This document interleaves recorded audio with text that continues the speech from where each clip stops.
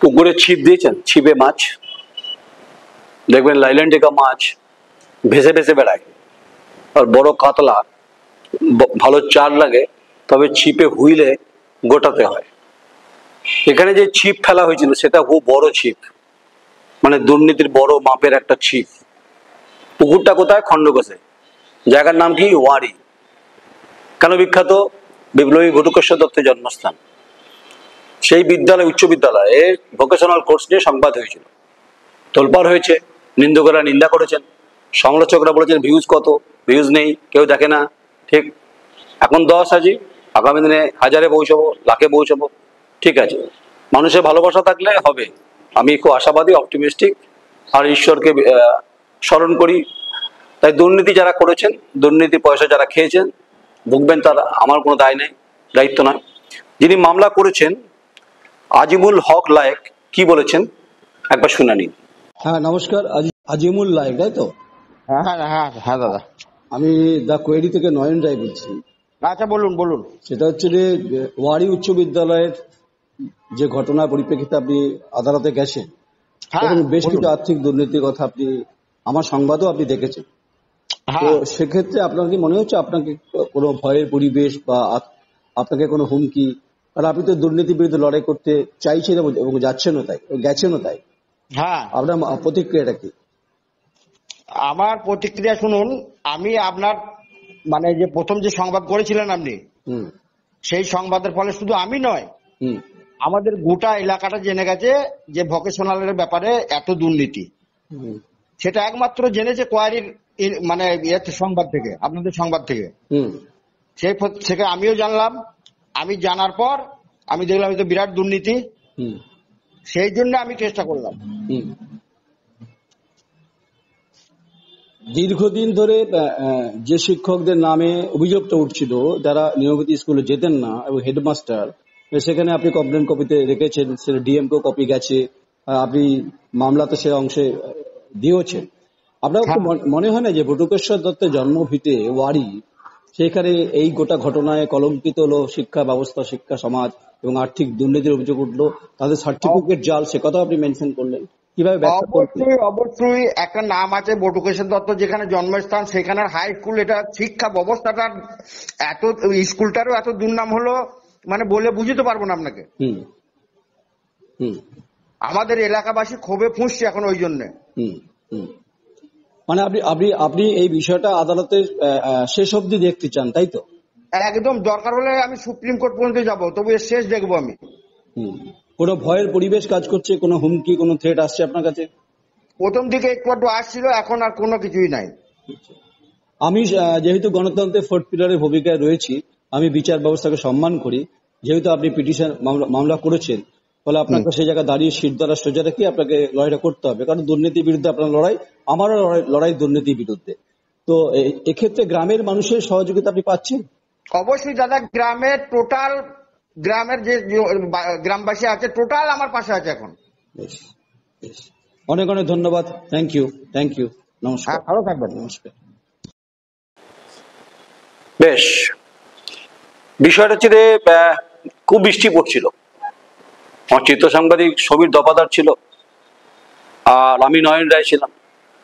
ওয়ারি উচ্চ বিদ্যালয়ের ভোকেশনাল কোর্সে ছাত্র কত, ছাত্রী কত, প্রধান শিক্ষক মহাশয় বললেন যে লাইট অফ করুন। লাইট অফ মানে ক্যামেরার লাইট। আসলে উনি বড় ছিপে মাছ ধরতে অভ্যস্ত, আমি হুইলে মাছ ধরতে অভ্যস্ত, আমি তো জাল ফেলতে অভ্যস্ত নই। দামোদর নদের পাড়ে ওয়ারি উচ্চ বিদ্যালয়, যেখানে বিখ্যাত বিপ্লবী বটুকেশ্বর দত্তের জন্মস্থান, যেখানে আর্থিক দুর্নীতির ক্ষেত্রে প্রশ্ন আমি তুলছি না, এলাকার মানুষ তুলছে, গ্রামের মানুষ তুলছে, কারণ খুব স্বাদের, গর্বের, স্পন্দনের বিদ্যালয়। অনেক প্রাক্তনীরা যারা দেশে বিদেশে রাজ্যে সুখ্যাতি অর্জন করেছে, সেই বিদ্যালয়ে যারা এই ভোকেশনাল কোর্সের শিক্ষক ছিলেন, তাদের সার্টিফিকেট নাকি জাল। আমি বলিনি, কিন্তু আমাকে কেস দেবেন না। যিনি মামলা করেছেন হাইকোর্টে, তিনি হচ্ছেন এই গোটা বিষয়টা তুলেছেন। এই হচ্ছে কপি। আগের দিন শুনিয়েছি কাতুকুতু বুড়োর গল্প, আজকে কেলাকুতু দাও। কেলাকুতু খুব ভালো লাগে। আর যদি আপনি কানের পাশে যদি কাশফুলের দেন, দেখবেন সুসু করবে। তো যাই হোক, এখন যিনি খেয়েছেন চারা তিনি বুঝবেন। আমি তো লাইল্যান্ড টেকা মাছ তো পাইনি, চেষ্টা করেছিলাম যে বড় ছিপের ধরবো মাছ, কিন্তু আমার ছিপে পুঁটি উঠেছিল, কিন্তু যিনি মামলা করেছেন তিনি বলছেন না না পুঁটি নয়, বড় বড় হচ্ছে এটা বোয়াল মাছ। তাই বোয়াল মাছের ব্যাপার আছে। যাই হোক, মাস্টারমশাই কেমন আছেন? আপনি শুনছিলাম সূর্যের আলোতে টর্চ দিয়ে খুঁজছিলেন ছাত্রছাত্রী গ্রামে, সেদিন খুব মনে হয়েছিল না? খুব ভুলভাল কথাবার্তা বলছিলাম। নয়ন রায় সাংবাদিক, ভিউজ কম, খায় না, মাথায় দেয় না, পাম তেল না, কাগজে রাশিয়ার তেল পাওয়া যায় নাকি না, আমার দা কোয়েডির তেল মাখবেন, চুল একদম গজিয়ে যাবে, টাক যদি থাকেন গজিয়ে যাবে, চুল ভরে যাবে পুরো, আজ যাবেন বড় চিরুনি দিয়ে দেবেন, দারুণ লাগবে, আবার সুপারস্টারের মতো লাগবে। ভাববেন না আপনাকে ব্যঙ্গ করছি, আপনি সেদিন অনেক বড় বড় কথা আমায় বলেছিলেন, তাই আপনাকে আমি অবশ্যই শিক্ষকদের সম্মান দিই। আর যারা এই শিক্ষকতা করেছেন তাদের সার্টিফিকেট জাল, আমি বলিনি, এই যে অভিযোগপত্রে আছে, পার্টি করেছেন, এখানে ডিএম কে জানিয়েছেন, ডিআই কে বলেছেন, রাজ্যকে জানিয়েছে, তা নিয়ে তোলপাড় খণ্ডঘোষ। অনেকে বলছে আরে এমন সময় কাতলা মাছ ধরলেন, সামনে নির্বাচন, ব্লক কমিটি ঘোষণা হয়ে গেছে, গুতগুতি শুরু, রাজনৈতিক গুতগুতি, নিজেদের মধ্যে অন্তর্কল, কোথাও আমার ইন্টারেস্ট নেই কিছু।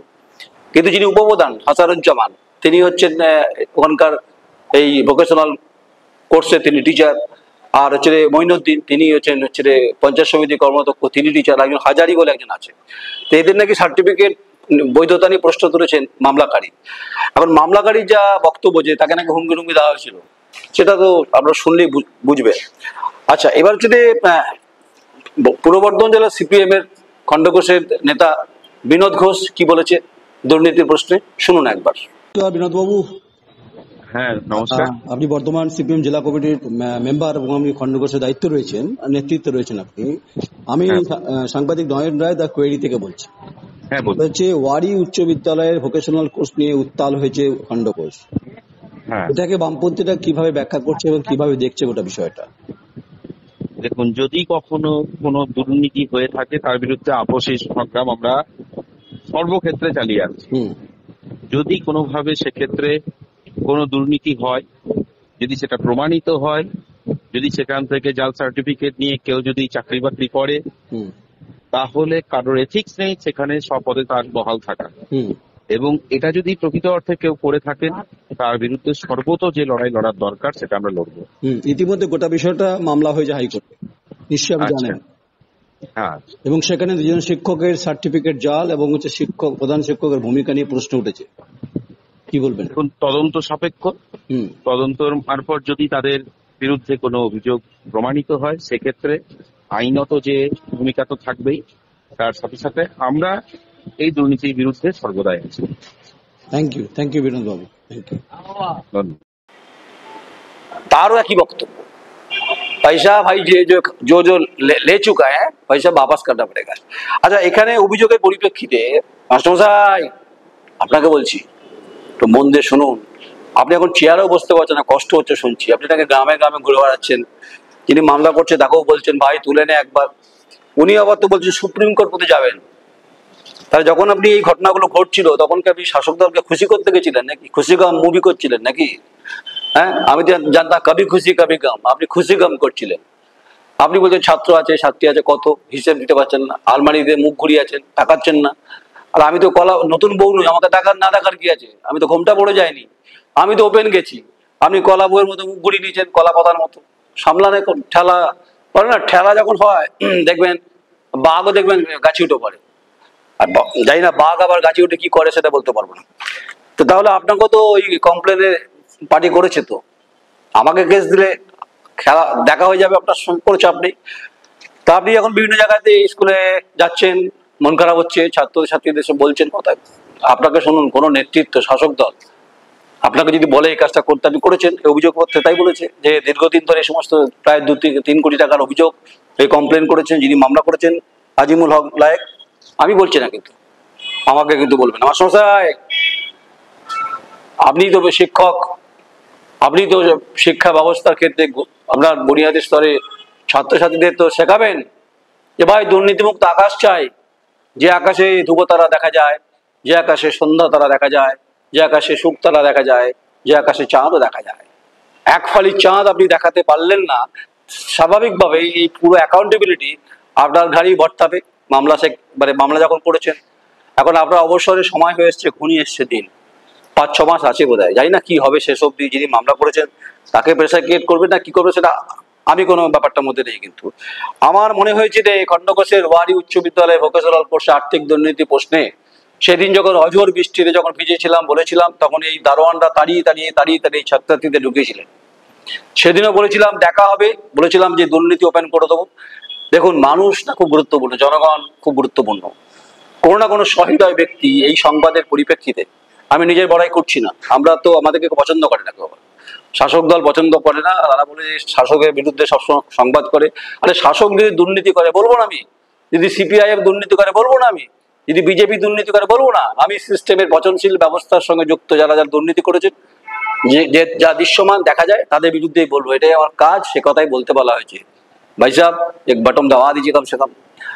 এ তো সবে শুরু, আরো বহু জায়গাতে যাব বড় ছিপ নিয়ে, জাল নেবো না, দেখবেন কাতলা মাছ ওঠে কিনা দেখা যাবে। গ্রামের মানুষের সঙ্গে দেখা হবে, আমি গ্রামের মানুষের পক্ষে, অধিকারের পক্ষে, শিক্ষা, রাইট টু দা এডুকেশনের পক্ষে। তাই পয়সা কিসনে খায়া জবাব তুমকুই দিতে পারেগা ভাই।